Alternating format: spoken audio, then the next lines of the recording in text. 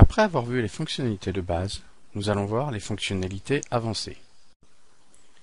La première de ces fonctionnalités est la possibilité de connaître toutes les informations de la machine, de l'outil, etc. pour chaque déplacement. Pour ce faire, il faut activer la fenêtre statut en cliquant sur cette icône ici. Ensuite, en faisant des déplacements pas à pas, toutes les informations sont remises à jour. Vitesse, avance, débit copeaux, profondeur axiale, temps depuis le début de l'usinage. Nous allons voir cela ensemble. Si j'avance au fur et à mesure dans le programme, nous voyons que toutes les informations sont remises à jour. Le temps, l'avance, la vitesse de rotation de l'outil. En continuant, nous nous apercevons du débit copeaux, de l'épaisseur copeaux, de la profondeur axiale, de la largeur radiale, de la surface de contact et de la vitesse de coupe.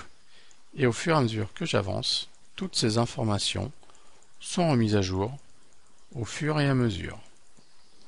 La fonctionnalité suivante permet de mesurer la pièce usinée à n'importe quel moment.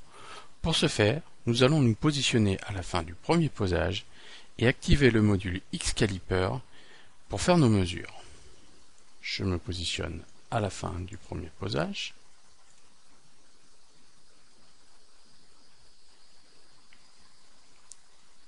Et j'active X-Caliper en cliquant sur l'icône qui ressemble à un petit pied à coulisse.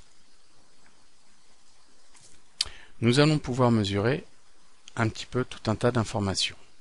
Par exemple, je peux savoir quel outil a usiné telle surface. En cliquant ici, VeriCut interroge la base de données et nous donne l'information de l'endroit où j'ai cliqué.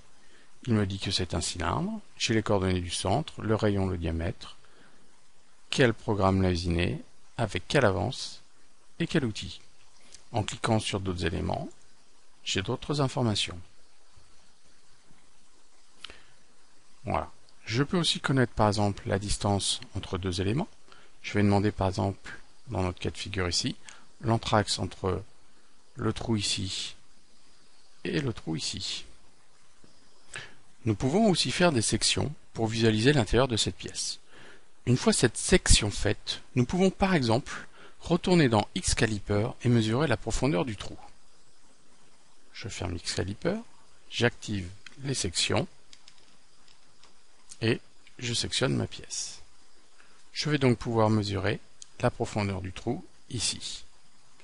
Je ferme et je retourne dans X-Caliper. Je vais demander à mesurer la profondeur d'un trou.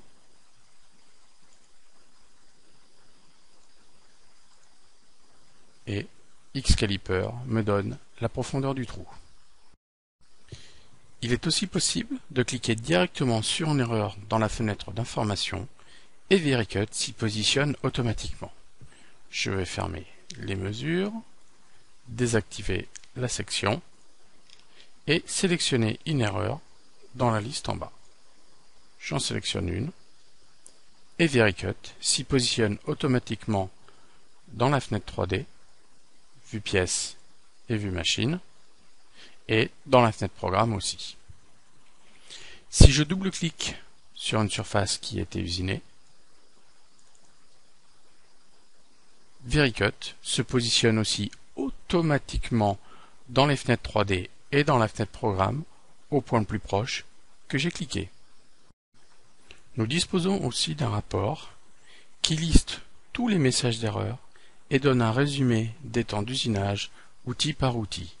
Il suffit de cliquer sur cette petite icône log et le fichier log apparaît.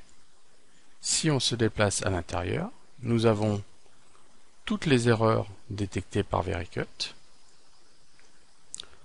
posage par posage, le temps d'utilisation de chacun des outils,